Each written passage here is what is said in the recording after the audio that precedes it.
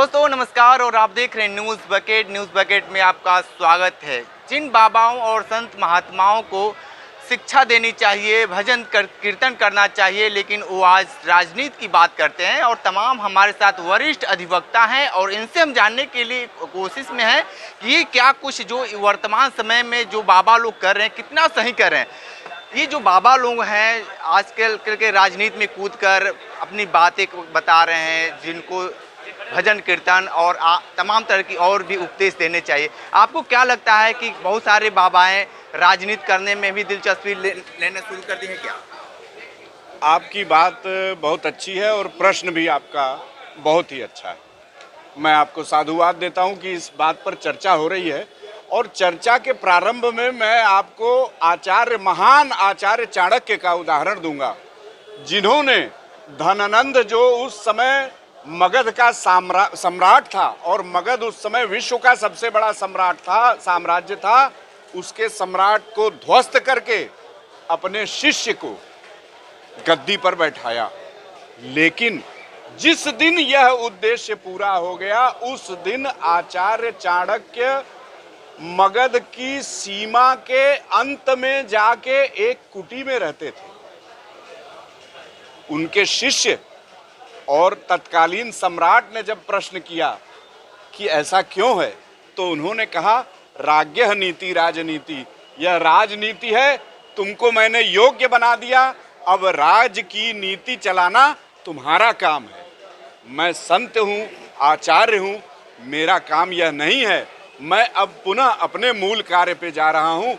मैं गुरुकुल चलाऊंगा और सत्ता के सुख से दूर रह करके सनातन धर्म के उत्थान का, शिक्षा का, संस्कृत का और संस्कृति के प्रचार का कार्य करूंगा। यही संत का धर्म है। कहा जाता है कि जात न पूछो साधु की, क्यों कहा गया है? आजकल एकदम इसके विपरीत धारा बह रही है। शासन के, सत्ता के गलियारों में हैं तो भगवाधारी, हैं तो संत, लेकिन कर्म क्या कर रहे हैं? राजनीति की मलाई काट रहे हैं, सुख ले रहे हैं सत्ता का। जबकि संत का काम त्याग और तपस्या है। यह भारी निंदनीय विषय है, इसकी मैं घोर निंदा करता हूं। आप सनातन धर्म का काम कीजिए, संस्कृत का काम कीजिए, संस्कृति के उत्थान का काम कीजिए, धर्म के स्वरूप को जनता के सामने रखिए। अपने चेलों को इस ज्ञान को, हमारी संस्कृति को अपने चेले बनाइए, उनको शिक्षा दे करके इस परंपरा को आगे बढ़ाइए। यह कार्य है साधु का, यह कार्य है संत का। मैं एक और उदाहरण देना चाहता हूं। आदि शंकराचार्य ने राजा की सेना मांग ली थी दान में, मात्र अल्प आयु के थे वो उसी समय, और सारे नागा जो साधु बने और नागा पूरा एक क्लैन स्थापित हुआ। वह कौन थे? वह हमारे सनातन धर्म के योद्धा थे। उन्होंने धर्म युद्ध लड़ा, आक्रांताओं से हमारे धर्म को मुक्त कराया और आदि शंकराचार्य ने हमारे धर्म के स्थानों की, मठों की, ज्योतिर्लिंगों की पुनर्स्थापना की, चारों धाम की पुनर्स्थापना की, समस्त जगह गुरुकुल बनाए, पूजा विधि बनाई। उसके लिए नागाओं ने युद्ध किया। आज के संत क्या युद्ध कर रहे हैं? यही क्या युद्ध है कि मैं सत्ता का कितना लाभ ले लूं? क्या यही युद्ध है कि मैं शासन का, सत्ता का से जुड़ करके जनता को एक राजनीतिज्ञ के रूप में देखूं और राजनीतिज्ञ के रूप में उस आचरण करूं? नहीं, यह सर्वथा निषिद्ध है। मैं इसकी घोर निंदा, घोर भर्त्सना करता हूं। ठीक है, आप क्या मानते हैं जिस तरीके से साधु सन्यासियों को समाज को जागरूक करने के लिए, चाहे हिंदू समाज के हो, सनातन की बात करने, लेकिन इस समय देखा जा रहा है तो हर जो बड़े चेहरे हैं वो आजकल पॉलिटिक्स में ज़्यादा रुचि रख रहे हैं और तमाम तरह की बातें कह रहे हैं। नेता नाम विनेतासी परम तप। नेता वह है जो परम तप करता है, लोगों की सेवा में रत रहता है।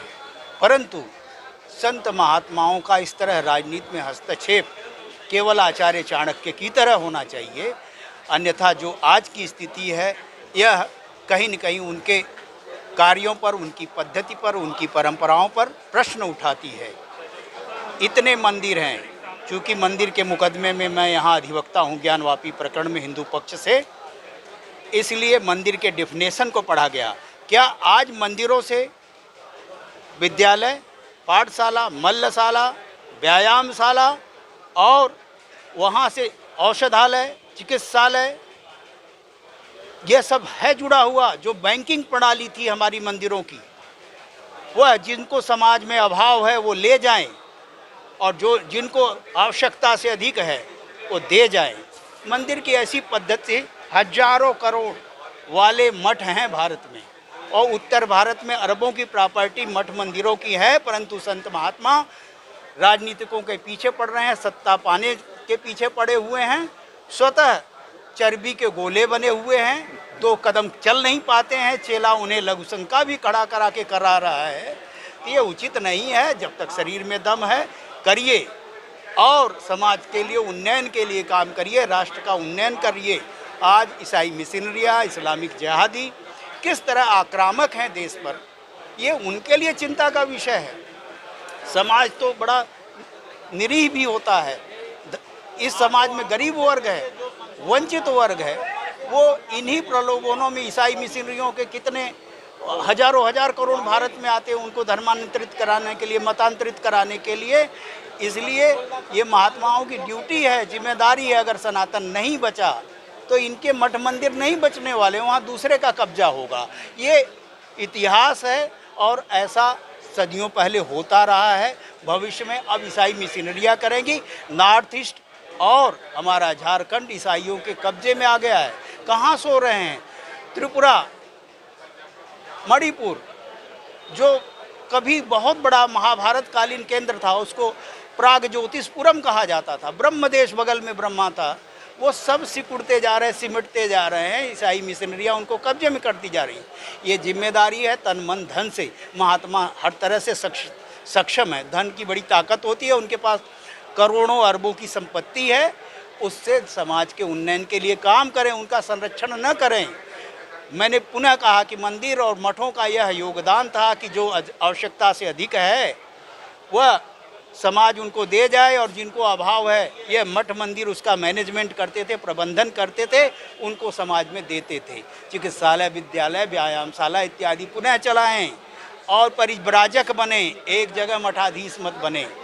राजनीतिक हस्तक्षेप न करें, क्योंकि राजनीतिक हस्तक्षेप में कोई भी राजनीतिक दल 30% वोट पाके सत्ता में पहुंच सकती है और बाकी 70% तो विरोधी हो गए। हमारा महात्मा सबका है कि ये मात्र 30% लोगों का है। ये अवश्य विचार होना चाहिए, उनको आत्ममंथन करना चाहिए इस विषय पर। मेरा यही विनम्र निवेदन है। ठीक है, तो आप अधिवक्ता समाज के दोनों लोग थे, वरिष्ठ अधिवक्ता हैं, और ये जो लोग बातें बताए हैं कि साधु सन्यासियों को थोड़ा सा सोचना चाहिए, विचारना चाहिए कि हम क्या कर रहे हैं, लेकिन जिस तरीके से इनकी दिलचस्पी लगातार राजनीति में बढ़ती जा रही है, कहीं ना कहीं सनातन धर्म और हिंदू धर्म पे कुठाराघात का ये काम करेगा। ग्राउंड जीरो से रिपोर्ट कर रहे थे, तो हमारे साथ बने रहे न्यूज़ बकेट के साथ। हमें दीजिए इजाजत, नमस्कार।